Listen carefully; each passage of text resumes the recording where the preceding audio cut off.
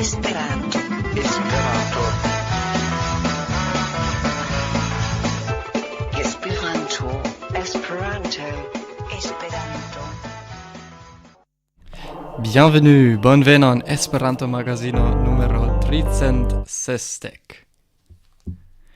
Nous sommes le 22 juillet, la 22 de juillet.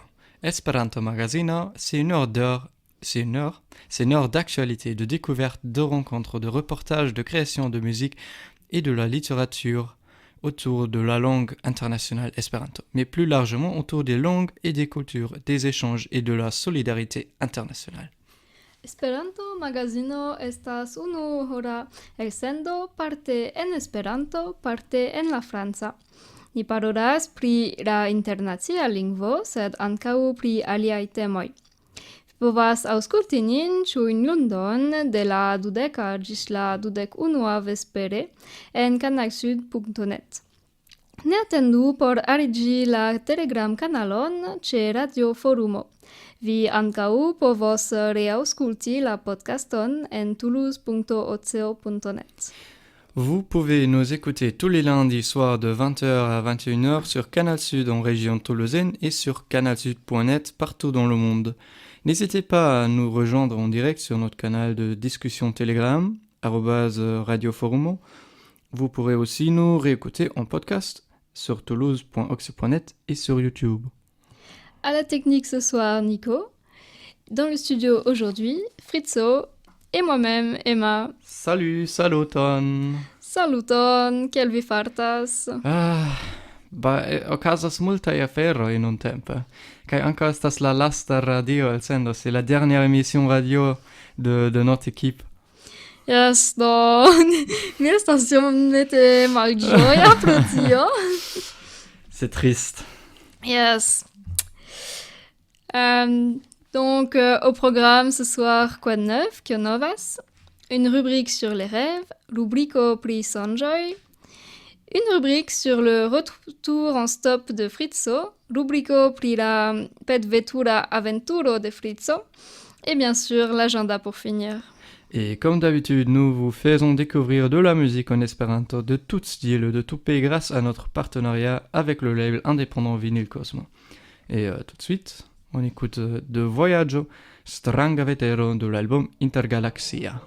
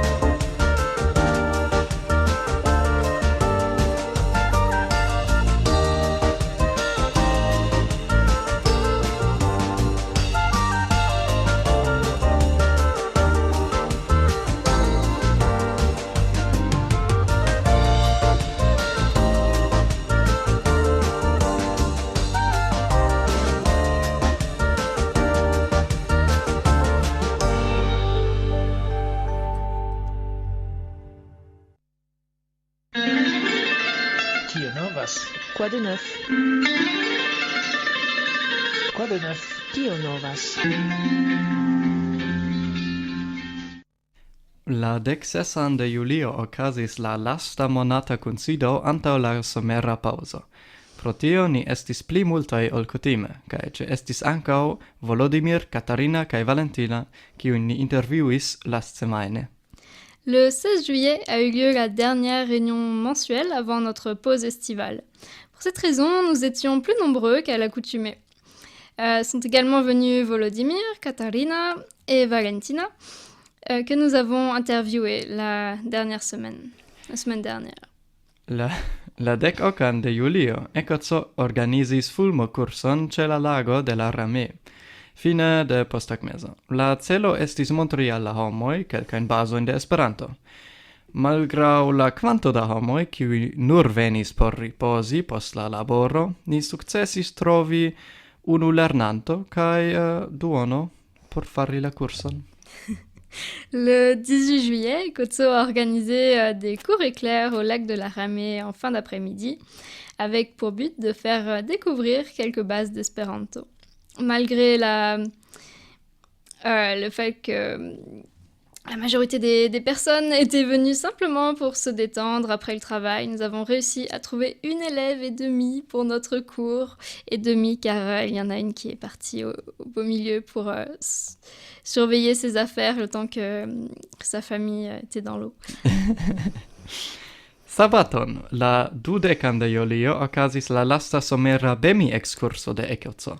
Ni renkontiĝis ĉe la Kapitolo kaj ni iris ĝis Grizolo, sekvinte la flankan kanalon de la Garono. Kaj malgraŭ la varmega vetero, 3 kuraĝuloj, mi miras, kiu povus esti, iris eĉ ĝis Monteŝ. Temas pri Mobo, Arno kaj mi. Yes, ĉiam, kaj mi ne iris kun li, kompreneble. Donc le samedi 20 juillet a eu lieu la dernière excursion BEMI estivale d'Ekoco. Nous nous sommes retrouvés au Capitole avant de partir pour Grisol en suivant le canal latéral de la Garonne. Et malgré la chaleur harassante, 3 téméraires ont pédalé jusqu'à Montesch. Un petit indice, ce n'était pas moi, évidemment, c'était Fritzo, Mobo et Arnaud. Et vous pouvez retrouver tous les liens sur toulouse.oxio.net à la page de l'émission du jour. Et tout de suite, on écoute de Jean-Marc Leclerc, Ali Ben Sali, de la compilation Vinyl Cosmo Compile Do.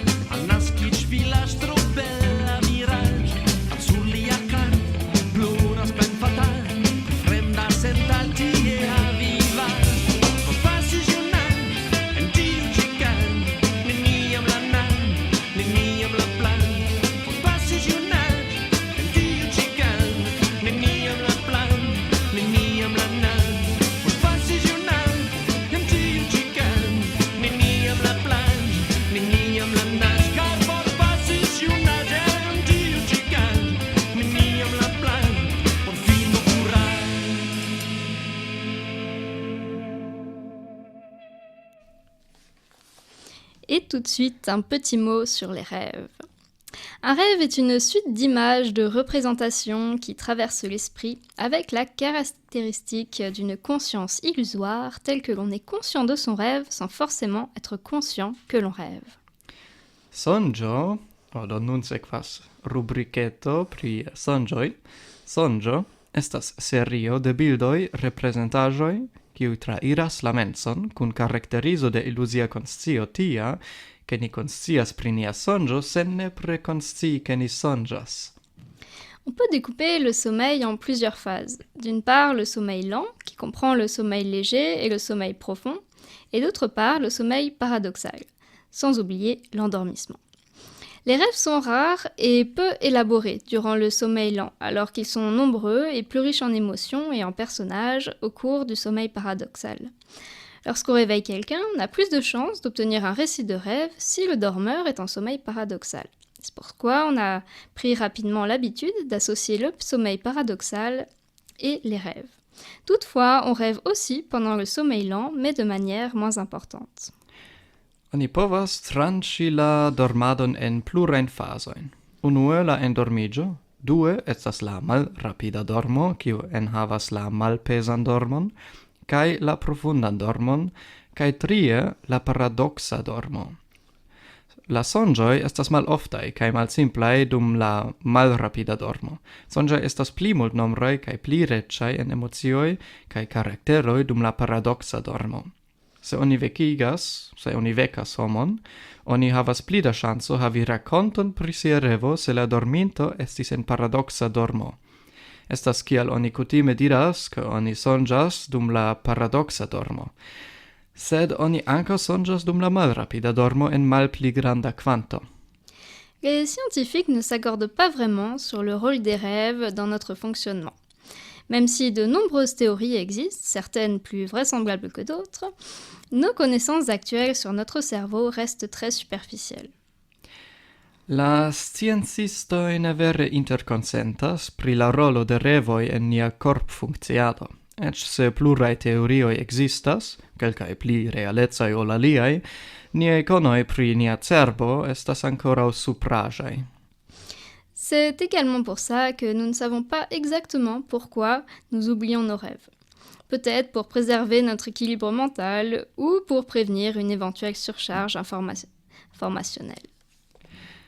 Estas ankaŭ pro tio, ke ni ne ekzakte scias kial ni forgesas niajn sonĝojn. Eble por konservi nian mensan sanon, aŭ por ne havi tro da informoj en la kapo. Nous savons néanmoins que l'on s'en souvient mieux quand on se réveille en plein milieu d'un rêve. La plupart des chercheurs s'entendent pour dire que dès qu'on sort du sommeil paradoxal pour entrer dans le sommeil lent, il suffit de 10 minutes pour effacer les rêves de notre mémoire. Voilà pourquoi le contenu des rêves du début et du milieu de la nuit reste un mystère, à moins que l'un d'eux ne nous pousse à nous réveiller en sursaut. Sed ni scias ke oni pli bone memoras sonĝon, kiam oni vekiĝas dume. Kiam oni estas en malrapida dormo, necesas nur 10 minutoj por forviŝi la sonĝojn de nia memoro. Estas kiel la sonĝoj de la komenco kaj de la mezo de la nokto estas por ni mistero. Krom se unu el ili estas tiom timiga ke ni vekiĝas. Les personnes qui se souviennent le mieux de leurs rêves sont ceux qui ont la quantité d'éveil la plus grande au cours de leur sommeil. Ces personnes sont plus facilement dérangées et réveillées par les bruits de leur environnement, car leur cerveau est plus réactif aux stimuli. Lorsque les grands rapporteurs de rêves ferment les yeux et se reposent, une activité cérébrale est détectée dans une région qui provoque une concentration sur les sons. Une activité qui est beaucoup moins importante chez ceux qui ne se souviennent que rarement de leurs rêves. Ça c'était intéressant alors que j'ai lu ça. J'ai demandé à toi, Emma, est-ce que tu te souviens beaucoup de tes rêves? Parce que moi, normalement, je dors très bien et je me souviens jamais. Oui, alors que moi, je m'en souviens presque tous les soirs et je suis toujours extrêmement fatiguée. La homoj, kiuj havas la plej bonan konon de siaj sonĝoj, estas ĉiuj, kiuj havas la plej granda kvanto da veko dum la dormo. Ili estas tre facile perturbi per bruoi, char iliai cerboi estas pli reagemai alla stimuloi. Ciam ili dormas, estas granda cerba activezzo en la parto de ilia cerbo kiu causas focusigion alla bruoi. Tio activajo estas malpli granda por homoi kiu ne vere memoras ilien sonjoin. Do, ciam mi legis tion, mi rapide ekdemandis al Emma, ĉu vi ofte memoras viajn sonjoin? Kai mi respondis yes, kai Ĉar- mi estas ciam lacega. Kai mi ankaŭ foje lacas, sed mi generale tre bone dormas kaj preskaŭ neniam memoras miajn sonjoin. Cependant, pour les chanceux qui jouissent d'un bon sommeil comme Fritzo, il est possible d'améliorer sa capacité à se souvenir de ses rêves, et ce, en notant ce dont on se souvient dès que l'on se réveille. Sed por la bon chanculoi, kiuj havas bonan dormon, kiel mi, estas ebla plibonigi la memoroj de oniaj sonĝoj per skribado de ili ĵus kiam oni vekiĝas. Les rêves sont sujets à beaucoup de croyances. Voici donc un petit tour d'horizon du domaine des rêves dans la mythologie grecque. Mais comme vous le savez certainement, de nombreux auteurs ont participé à la création de cette mythologie complexe, dont les récits diffèrent de l'un à l'autre, sans oublier que ces textes ne datent pas d'hier. La sonĝoj estas en multaj religioj, jen kelkaj informoj pri sonĝoj en la greka mitologio. Sed, kiel vi certe scias, multaj malnovaj verkistoj partoprenis en ĝia konceptado. Do la racontoi ne ciam similas cae suffice maliunas. Les divinités personnifiant les rêves sont les 1000 oneiroi, démons aux ailes noires que Nyx, la nuit, a inventés d'elle-même. Mais en fonction des versions, leurs parents seraient également Nyx et Hypnos, le sommeil, ou encore Nyx et Ereb, les ténèbres, nés tous deux du chaos.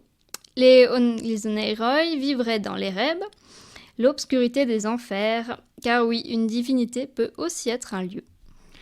La diaĵoj personigantaj sonĝojn estas la 1000 oneiroj, nigra flugilaj demonoj kun Nikso, kiujn Nikso, la nokto, naskis al ŝi mem. Sed depende de la versioj, iliaj gepatroj ankaŭ estus Nikso kaj Hypnos, do la dormo, aŭ eĉ Nikso kaj Erebus, la mallumo. Ambau nascita de chaoso. La oneiroi logius en Erebus, la mallumo de la infero, char yes, diaĵoj povas esti ankaŭ loko. Parmi les oneiroi décrits dans les légendes, on peut citer Phantasos, qui a la capacité d'apparaître dans les rêves sous la forme d'objets inanimés, d'arbres, de pierres, etc. Quant à son frère Phobétor, aussi connu sous le nom de Isélos, il se changerait en cauchemar en adoptant l'apparence de monstres ou d'animaux sauvages. Inter la oneiroi priscribitai en legendoi ni povas citi Phantasos, kiu havas la capablon aperi en sonĝoj en la formo de senvivaj objektoj, arboj, ŝtonoj kaj tiel plu. Lia frato, Phobetor, ankaŭ konata kiel Ikelos, ŝanĝiĝus en koŝmaroj, adoptante la aspekton de monstroj aŭ sovaĝaj bestoj. Et nous terminons par l'oneiroi le plus connu, Morphée. C'est le chef des oneiroi et le seul à pouvoir prendre une apparence humaine dans les songes des hommes. Il a pour rôle de transmettre les messages des dieux aux mortels à travers leurs rêves, mais également, dans certaines versions, les endormir à l'aide de son pavot. Une plante aujourd'hui utilisée dans la création de différentes substances, dont la morphine, dont l'origine du mot se rapporte au nom du dieu. Morphée voyagerait de songe en songe, endormi sur un lit d'ébène entouré de fleurs de pavot, dans une grotte de l'Érèbe. Kaj ni finas per la plej fama oneiro, Morfeo. Li estas la ĉefo de la oneiroj, kaj la nura, kiu povas aspekti kiel homo en la sonĝoj. Lia rolo estas transdoni mesaĝojn de la dioj al mortontoj tra iliaj sonĝoj, sed ankaŭ en kelkaj versioj endormigi ilin uzante sian papavon. Planto hodiaŭ uzata en la kreado de pluraj substancoj, inkluzive de morfino. La origino de la vorto rilatas al la nomo de la dio. Morfeo vojaĝus de sonĝo al sonĝo, dormante sur ebona lito ĉirkaŭita de papav floroi en caverno en erebo. Kai tui poste ni auscultas la canton de ecte tiam por ridi de la albumo Amo kai perforto. Tout de suite, on écoute de ecte tiam la chanson por ridi de l'album Amo kai perforto.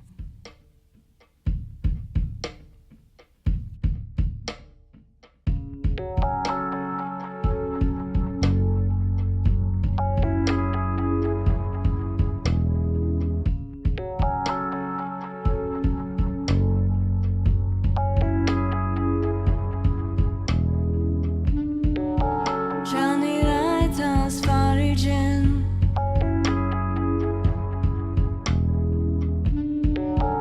Johnny rajtas destiny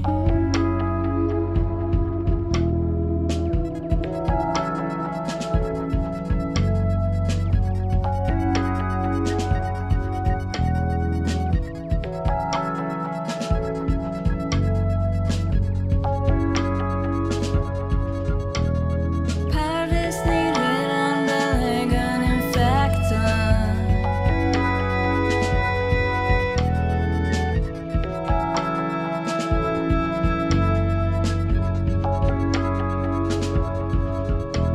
Per forte alterans en culpo gialla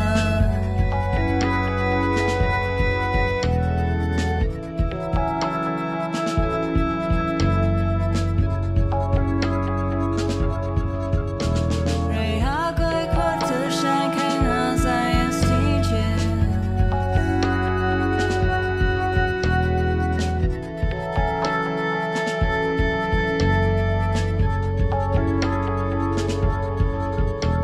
Sed ne capla changi la mancon devi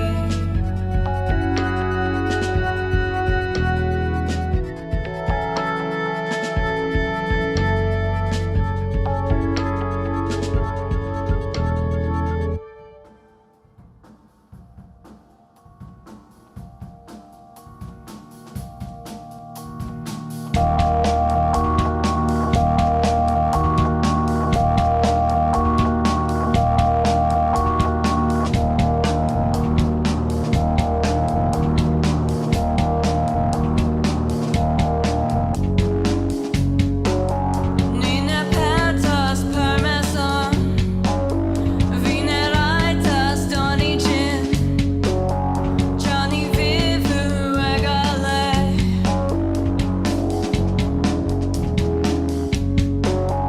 Mi promenos sen amik Mi ne timos je la sort Ĉu vi kreas tiun mondon Signifas indicena mort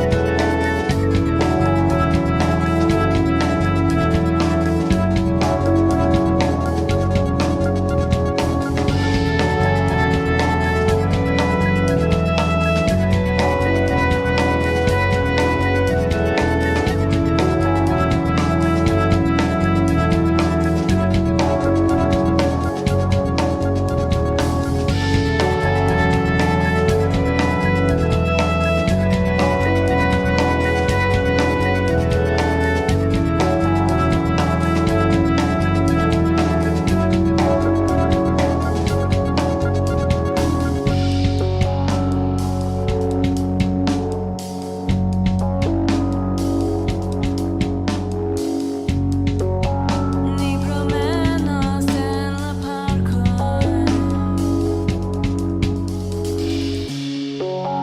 Ni promenos dum la nokt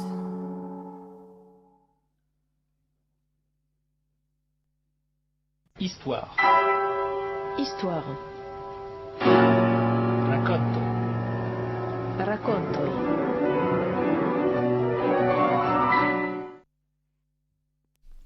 Saluton! Kiel vi eble memoras, ni lastfoje menciis la Roskilde Festivalon en Danujo, kie estas esperantista teamo de volontulaj organizantoj. Nu, partoprenis tie ankaŭ mi, Fritzo, kaj la ex-volontulo Jentel. Ni havis komunan problemon, nome manko da mono por reveni de Danujo al Okcitanujo. Do kiam petveturi? Aliaj esperantistoj kiel Wojtek aŭ Gabin jam faris multon da petveturado, do nun estis nia vico. Comme vous en souvenez peut-être, la dernière fois nous avons mentionné le festival de Roskilde au Danemark, où il y avait une équipe d'organisateurs bénévoles espérantistes. Et bien moi, Fritzo et l'ancienne volontaire Jentel y avons également participé. Nous avions un problème commun, à savoir un manque d'argent pour revenir du Danemark en Occitanie. Alors pourquoi ne pas faire du stop? D'autres espérantistes comme Wojtek ou Gabin avaient déjà fait beaucoup d'autostop. C'était donc notre tour. Ni komencis la vojaĝon jam kun iom da malfrua posttagmeze. La konsiloj de la aliaj esperantistoj estis: aspektu kiel riĉaj danoj kun buntaj vestaĵoj, kaj oni devas ĉiam rideti. Eble ili pravis, ĉar haltis post 20 minutoj apud aŭtoŝoseo, jam unu apud ni. Tamen surprize ne estis alia riĉa dano, kiu prenis nin, sed slovaka entreprenisto kun granda loĝaŭto. Li iris al Prago, kiu ne vere survojas al Okcitanujo, sed ni tiel povis uzi la oportunon por viziti miajn gepatrojn, kaj havi bonan lokon por dormi en Berlino. Fakte estis sufiĉe mojosa revidi mian ĉambron post 5 monatoj kaj remalkovri mian kvartalon Kreuzberg, Krucmonto. La petveturado ebligis al mi iun tre belan sperton, sed certe ne restus tiel dum la tuta vojo. Nous avons commencé le voyage tard dans l'après-midi. Le conseil des autres espérantistes était de ressembler à des riches Danois souriants avec des vêtements colorés. Peut-être qu'ils ont eu raison, car quelqu'un s'est arrêté après 20 minutes à côté de l'autoroute. Mais étonnamment, ça n'était pas un autre riche Danois qui est venu de nous chercher, mais un entrepreneur slovaque avec un gros camping-car. Il allait à Prague, ce qui n'est pas vraiment sur la route de l'Occitanie, mais nous avons pu en profiter pour rendre visite à mes parents et avoir un bon endroit pour dormir à Berlin. C'était effectivement assez cool de revoir ma chambre après 5 mois et de redécouvrir mon quartier, Kreuzberg. L'autostop m'a permis de vivre une très belle expérience, mais ça n'a pas été le cas tout au long du chemin. Kiam ni forlasis Berlinon, bonŝanco denove trafis nin, ĉar denove haltis berlinano kun loĝaŭto aŭ kun longa aŭto, kiu iris ĝis suda Germanio. La veturinto estis tiom berlineca, ke li post kelkaj minutoj da parolado ekrakontis spertojn pri multnombraj drogoj, kaj poste, kiam venis alia virino, eksplikis al ŝi, ke bitcoino estas la estonteco. Bedorinde, la bonŝanco forlasis nin poste. Ni atendis, ridetis, alte montris niajn ŝildojn, sed dum horoj, nenio haltis por veturi nin, eĉ al la plej proksima urbeto. Finfine ni volis jam starigi nian tendon ĉe benzinejo, sed ĵus tiam knabiĉo alparolis nin, demandante kien ni irus, kaj ni poste sukcesi atingis la loĝejon de mia avino en Offenburg, tuj antaŭ la franca landlimo. Lorsque nous avons quitté Berlin, la chance a de nouveau croisé notre chemin, car un Berlinois qui allait vers le sud de l'Allemagne s'est arrêté avec un camping-car ou un bus, on pourrait dire, et le chauffeur était tellement berlinois qu'après quelques minutes de conversation, il a commencé à raconter ses expériences avec de nombreuses drogues. Puis lorsqu'une autre femme est arrivée, il lui a expliqué que le Bitcoin était l'avenir. Malheureusement, la chance nous a quittés plus tard. Nous avons attendu, souri, brandi nos pancartes, mais pendant des heures, personne ne s'est arrêté pour nous conduire, même jusqu'à la petite ville la plus proche. Finalement, nous avons voulu installer notre tente dans une station-service, mais à ce moment-là, un petit garçon s'est approché de nous et nous a demandé où nous allions. Nous avons ensuite réussi à atteindre l'appartement de ma grand-mère à Offenburg, juste avant la frontière française. Mais on a dû prendre le train pour la dernière étape, je dois dire. Stis la sola foio che ne prenis la trajnon tiu tago. Do, kun malmulte da dormo, ce mia avino, si poste veturis nin, do min kaj ŝin al benzineo sude de Strasburgo, kaj ni ekmontris niajn ŝildojn. Ĉu iu eble iras al Mulhouse, aŭ Colmar, aŭ Silesta? Neniu ŝajne. Ĝis kiam Jentel alparolis iun kiun havis laboron en la regiono, kaj pretis preni nin. Fakte li ĵus travidis ĉasadon de polico sen rimarki en kiu danĝero li estis, do eble tiel emis danki al la dioj per veturi nin. Kiam ni forlasis lin, ni ambaŭ tre pretis por havi pli da bonŝanco. Sed ne, la posttagmezo venis kaj daŭris, kaj ni ne sukcesis forlasi nur Alzacon. Kaj restis la tuta Francujo ankoraŭ. Mi demandis al Jentel, kio estis ŝia plej malfacila petvetura sperto.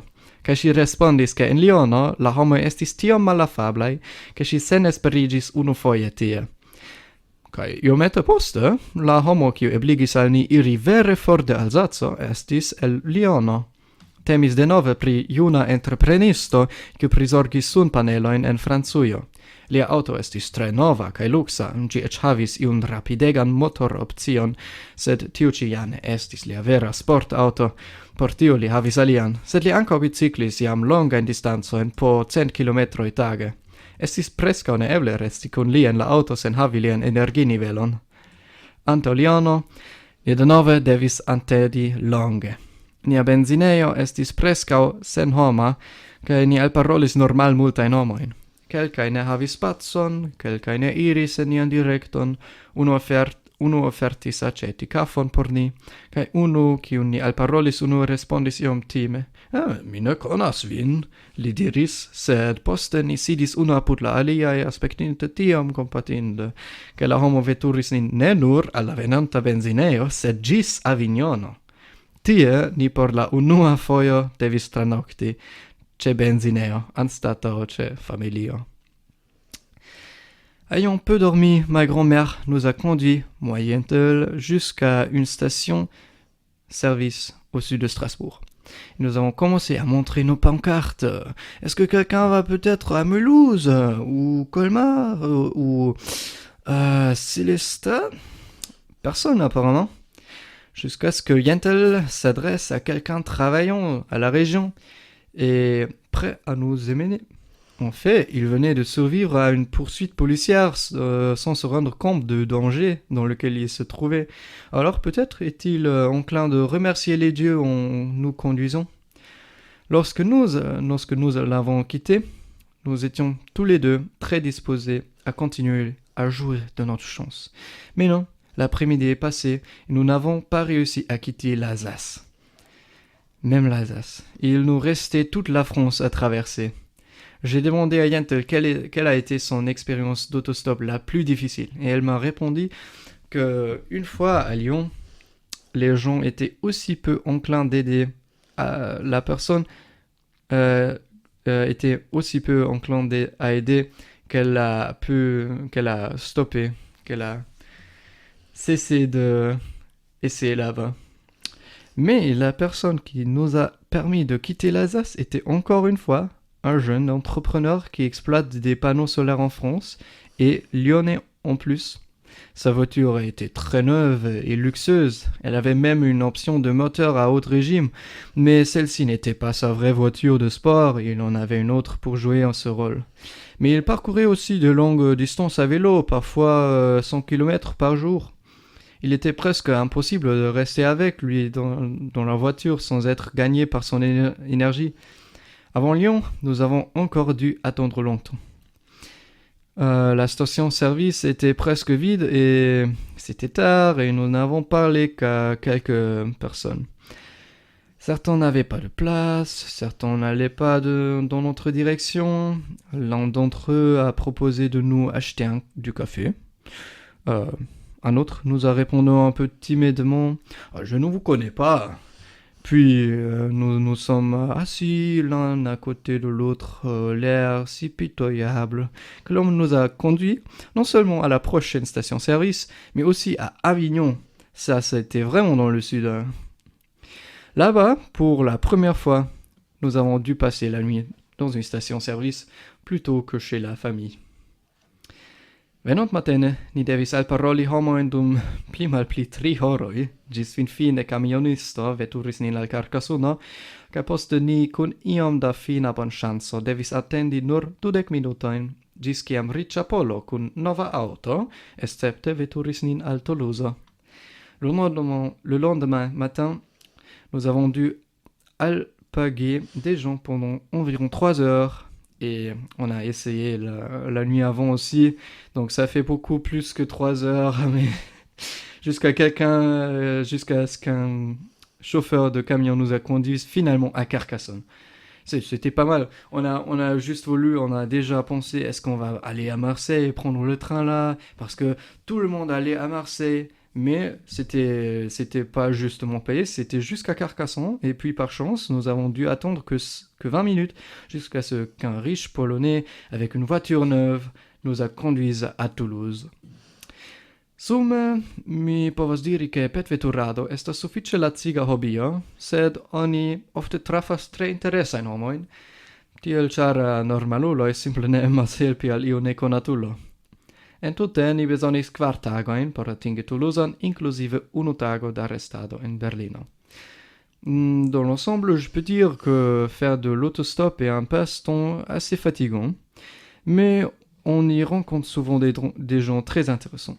Peut-être que les gens normaux n'ont tout simplement pas envie d'aider un étranger. Au total, un étranger. Au total, il nous a fallu 4 jours pour rejoindre Toulouse en comptant une journée de repos à Berlin. Mais je dois dire que c'est pas l'expérience pour tout, parce que quelque chose que j'ai pas mentionné, c'est dans la station-service avant Marseille, il y avait quelqu'un qui nous a raconté qu'il a dû rester chez une station-service. C'était qu'un jeune, il a resté chez une station-service 1 semaine et a mangé des oiseaux, il a dit. Et il était dans notre station-service aussi depuis un jour plus long que nous. Mais pour nous, c'était un peu plus facile que pour lui. Il avait peut-être l'air un peu moins sympathique que vous. Oui, je pense que ça fait beaucoup la différence. C'est vraiment, les gens veulent pas aider à quelqu'un qui est triste. C'est la vie un peu. Jetzt mi devas ankaŭ agnoski, ke de ĉiuj tiom bonŝancas, ni ne menciis tion, sed estis unu ĉe la benzinejo antaŭ Marsejlo, kiu restis ĉe alia benzinejo ŝajne dum tuta semajno sen sukceso, kaj devis murdi kaj manĝi birdojn tie. Kaj li eĉ estis ĉe nia benzinejo 1 tagon pli longe ol li. Finfine li ja sukcesis trovi kamionon antaŭ ni, li simple iel preĝis al li aŭ io tia. Mais je dois aussi dire qu'il a aussi reçu de trouver un camion avant nous, le type là.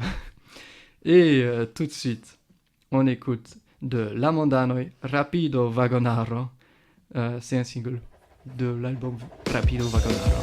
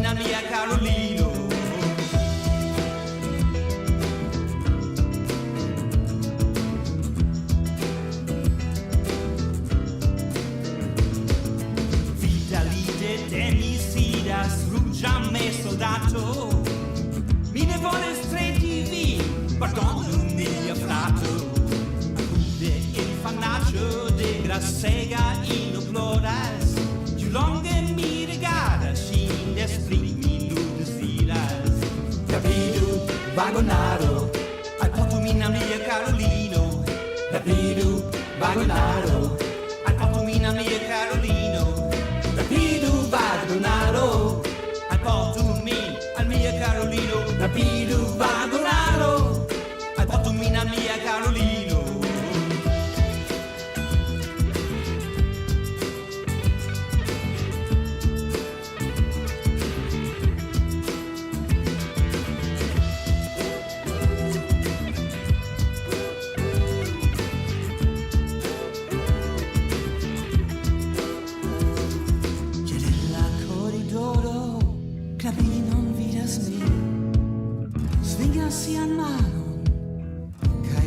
Si estas tiom bella, mi tuj enamiĝas, ju longe mi rigardas ŝin, des pli mi deziras. Rapidu, vagonaro, lasu min ĉu mia Karolino. Rapidu, vagonaro, lasu min ĉu mia Karolino. Rapidu, vagonaro, lasu min ĉu mia Karolino. Rapidu, vagonaro, lasu min ĉu mia Karolino.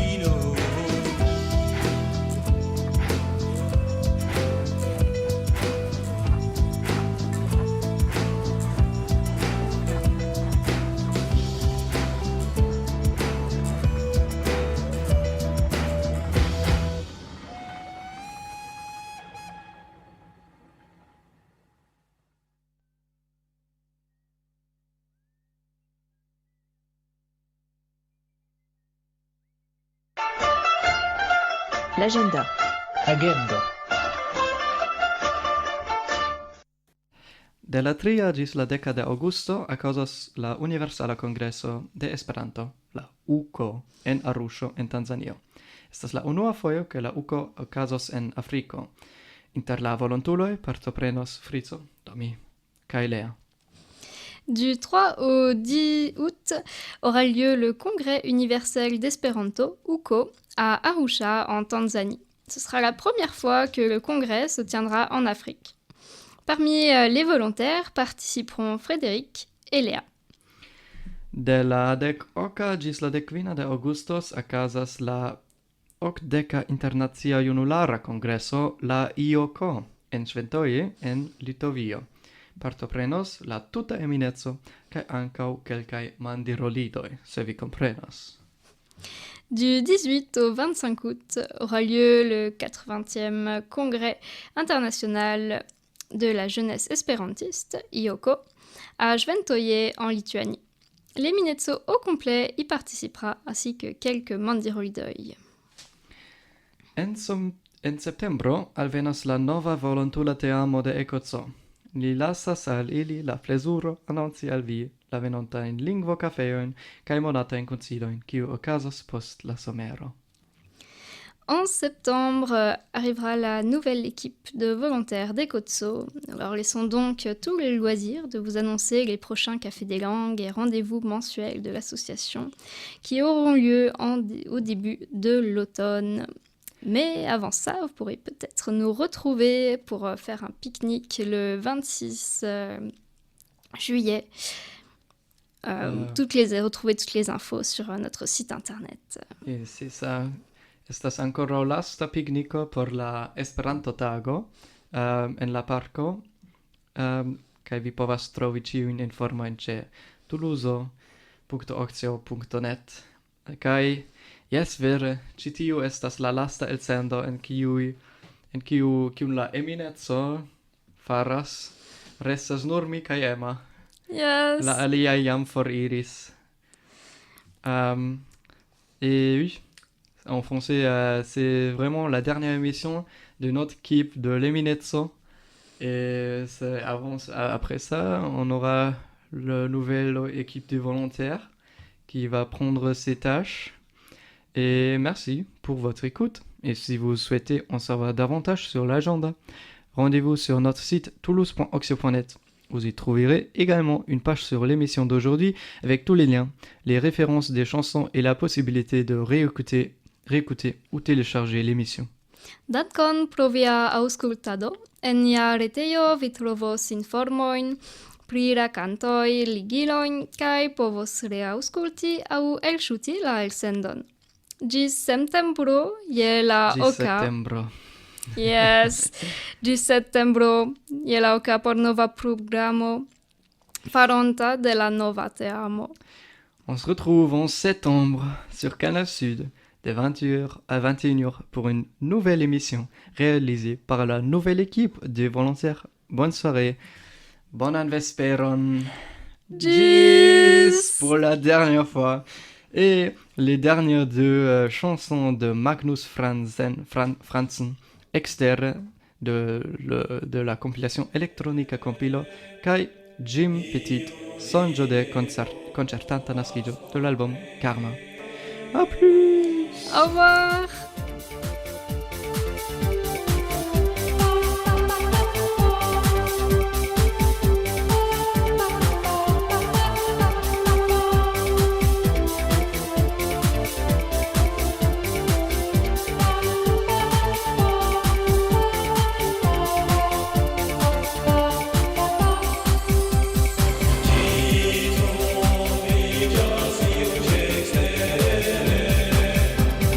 He